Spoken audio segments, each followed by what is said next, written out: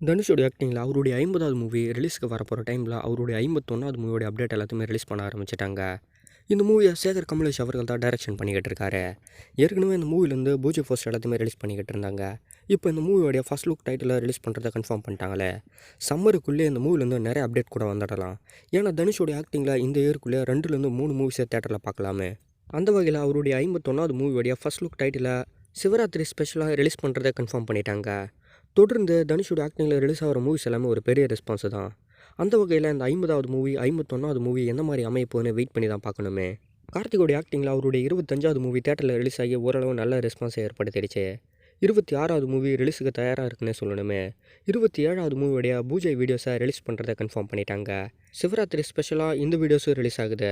நலன் குமாரசாமியோட டைரக்ஷனில் studio green Gnanavel ராஜா தான் இந்த மூவியை ப்ரொடக்ஷன் பண்ணியிருக்காரு. கார்த்திகோட ஆக்டிங்கில் தொடர் ரிலீஸ் ஆகிற மூவிஸ் எல்லாமே ஒரு நல்ல ரெஸ்பான்ஸ் தான்.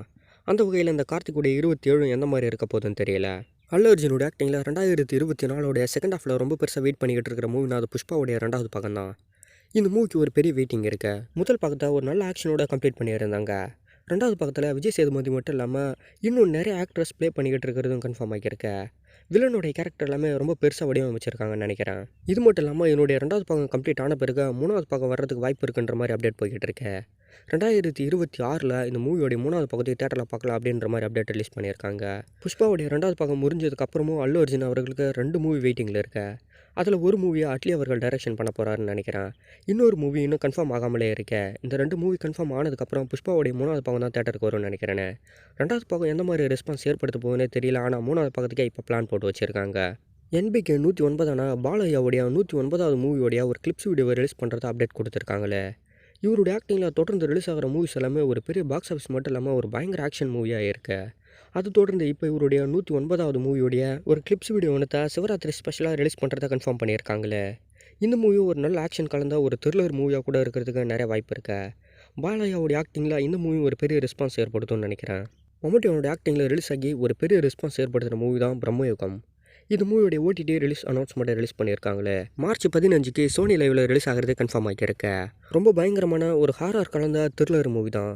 இப்போ இந்த மூவி மார்ச் 15 அன்னைக்கு சோனி லைவ் OTTயில் ரிலீஸ் ஆகிறது கன்ஃபார்ம் ஆகிடுச்சு. மார்ச் 8 ஸ்பெஷலாக கிட்டத்தட்ட ஒரு 7 மூவிஸ் தேட்டருக்கு வந்திருக்குன்னே சொல்லணுமே. ரஞ்சித்தோடைய தயாரிப்பில் ஊர்வசி ஆக்டிங் பண்ணியிருக்க ஜோ பேபி மூவியும், ஹன்சிகாவுடைய ஆக்டிங்கில் ஒரு ஹாரர் த்ரில்லர் மூவியாக கார்டியன் மூவியும், ஷில்பா மஞ்சுநாதனுடைய ஆக்டிங்கில் சிங்கப்பெண்ணை மூவியும், அரிமா பாண்டிய சக்திவேலுடைய ஆக்டிங்கில் ஃபர்ஸ்ட் மூவியாக நல்ல பெயரை வாங்க வேணும் பிள்ளைகளை மூவியும், டெவில் ஹேண்டர்ஸ் அப்படின்னு சொல்லிட்டு கிட்டத்தட்ட ஒரு 6 மூவிஸ் நேரடியாகவே தேட்டருக்கு வந்திருக்கு. இது மட்டும் இல்லாமல் மாதவனுடைய ஆக்டிங்கில் சைத்தன் மூவியும் தேட்டருக்கு வந்திருக்கிறது கன்ஃபார்ம் ஆகியிருக்கு. மார்ச் 8 ஸ்பெஷலாக இத்தனை மூவிஸ் தேட்டரில் ரிலீஸ் ஆகியிருக்கு. இது மட்டும் இல்லாமல் இன்னும் சில மூவிஸ் எல்லாமே ஒரு குறிப்பிட்ட இடங்களில் மட்டுமே ரிலீஸ் ஆகியிருக்கு. சம்மர் ஸ்டார்ட் ஆக போகிறதுனால நிறைய மூவிஸை பிளான் போட்டு இப்போ தேட்டரில் ரிலீஸ் பண்ணிக்கிட்டு வராங்க. கண்டிப்பாக இதெல்லாமே எந்த மாதிரியான ரெஸ்பான்ஸ் ஏற்படுத்த போது, சம்மர்ஸுக்கு இதெல்லாம் பாசிட்டிவான மூவியாக அமைய போதா அப்படின்னு தேட்டரில் கொடுக்குற ரெஸ்பான்ஸை வச்சு தான் தெரியுமே.